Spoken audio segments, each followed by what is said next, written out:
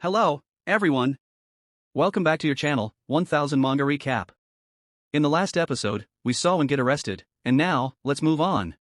Wu-chan, with a calm but serious tone, Your Highness, I hope that no matter what you hear, you won't overreact. He continues, Dr. Wen and Grace, the current Queen of Mon, were classmates at the Imperial College London Medical School. Due to shared interests, the two quickly went from classmates to a couple. But shortly after, Grace became pregnant, and they had a son. However, the hospital discovered something shocking: the child wasn't biologically yours. The doctor revealed that the child was actually your brother's. You argued with him, furious, because you were an only child. So, you did your own tests, and the result shocked you to your core. You are a chimera. There's a pause, the gravity of the revelation sinking in. Wu-chan, with a somber tone in genetics, a chimera is a person formed when two embryos fuse together. Normally, two embryos develop into conjoined twins. But in some cases, like yours, one embryo grows, while the other is absorbed completely. Inside Dr. Wen's body, your brother's cells are fused with yours, but he has no consciousness, no independent organs. The chimera child was abandoned and died shortly after.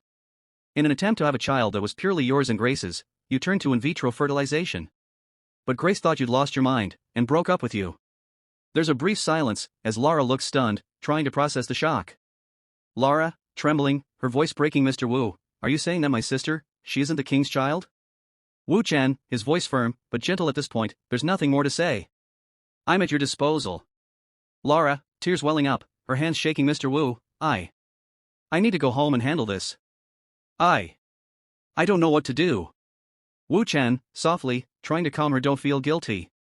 As the heir of the nation, Your Highness, it's your duty to handle this. You have to be strong. Lara, crying, her voice full of desperation, please, Mr. Wu, hold me tighter. I need you. Please, give me more strength. Wu-chan, with quiet reassurance, don't be afraid. Relax, rest for now. They sit in silence for a few moments, before the door suddenly opens. Wu-chan, surprised, his tone sharp, why are you all here? Could you explain, just a little? We see Li Ruobing and Xiaoyi entering the room, looking playful and carefree. Li Ruobing, cheerful, as she rushes to Wu-chan, darling. She pauses, eyes gleaming with mischief. Li Ruobing, teasing, I'm here to help fulfill the promise between you two. The new show's been getting rave reviews, and Little Yi's popularity is skyrocketing. You haven't forgotten what you promised her, right? Flashback to their previous conversations, followed by the present moment. Wu-chan, seriously, trying to focus on his responsibilities, remember, darling, is this really the right time to worry about these things? Li Ruobing, grinning, nudging him playfully, of course, darling. Family matters are important, but take care of your work first. We'll handle the rest tomorrow. Xiaoyi, smiling sweetly, her tone soft, Mr. Wu, I didn't let you down. The new show's performance is going well. Wu-chan, with a gentle smile, I know, silly girl. Xiaoyi, sensually, moving closer, for today, I've secretly learned a few things. Mr. Wu, close your eyes. Wu-chan, caught off guard, lifts her up with a laugh. Wu-chan, laughing, haha, Xiaoyi, at a time like this, maybe you're the one who should close your eyes. Xiaoyi, whispering, her voice full of affection, I love you, Mr. Wu. Suddenly, the atmosphere shifts, we see a fierce battle taking place. The next day. Wu-chan, gently waking Xiaoyi, awake? Did you sleep well? Xiaoyi opens her eyes slowly, still groggy, and notices Wu-chan has been awake for a while, patiently waiting for her to stir. Xiaoyi, softly, her voice full of tenderness, Mr. Wu, you're so gentle, can I stay by your side forever like this? Wu-chan, smiling softly, what are you saying? Of course, you can. You worked hard last night, so rest a bit more. I'm going to find Ruobing. Cut to Li Ruobing, who is waiting for Wu-chan's return. Wu-chan, concerned, his voice serious, darling, tell me, what serious matter did you want to discuss last night? Li Ruobing, with urgency, after you left, the Hua sisters ran into trouble. Sui Kaiyang reported their cosmetics factory for excessive pollution. He's teamed up with some powerful figures, trying to acquire and restructure their company. Wu-chan, eyes narrowing, a hint of anger in his tone, Sui Kaiyang? That scoundrel. He wants Hua Lei to go bankrupt so she'll end up in his bed? He's dreaming.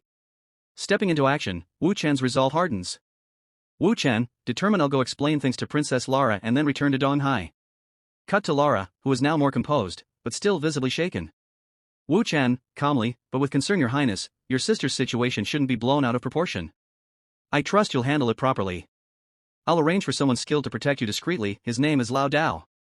Lara, smiling faintly, grateful if anything special arises, I'll consult with Mr. Wu. The next day, in Modu, we see Lin Shi, the powerful and enigmatic woman, relaxing with a massage. Wu Chen, smirking, his tone teasing Ms. Lin, you seem to be in a good mood. Your young lover is out there messing around. Are you going to do anything about it? Lin Shi, calm, but her eyes sharp for you to arrive here without alerting my bodyguards. You're not an ordinary person. Are you just here to gossip about Swakayan? What's he done now?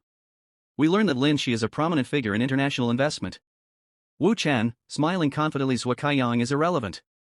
He's just a pawn in a game to catch your attention, Ms. Lin. Actually, I came here to get to know you better. Lin Shi, coolly, there are plenty of men who want to meet me. You'll have to get in line. Wu Chen, grinning, why do I feel like I can cut the line? With a net worth of 60 billion, Ms. Lin, you probably thought you'd never have a successor, which is why you've indulged in young lovers. But what if I told you that you actually have a son? Lin Shi, her eyes narrowing, furious, what did you say?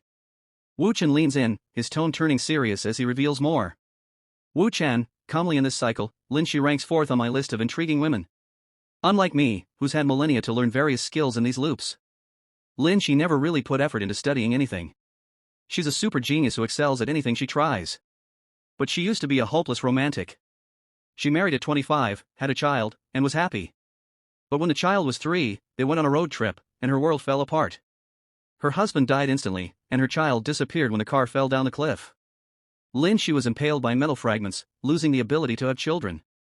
If a villager hadn't found her, she wouldn't have made it either. She was saved, but that tragedy led her down a different path. She lost her passion for life, and though she became a financial powerhouse, she gave up on love, thinking herself incomplete. She indulged in fleeting pleasures to fill the void. Wu Chen pauses, then makes his offer. Wu Chen, seriously, to make her feel love again, I need to reunite her with her son, who didn't die, he was simply separated from her.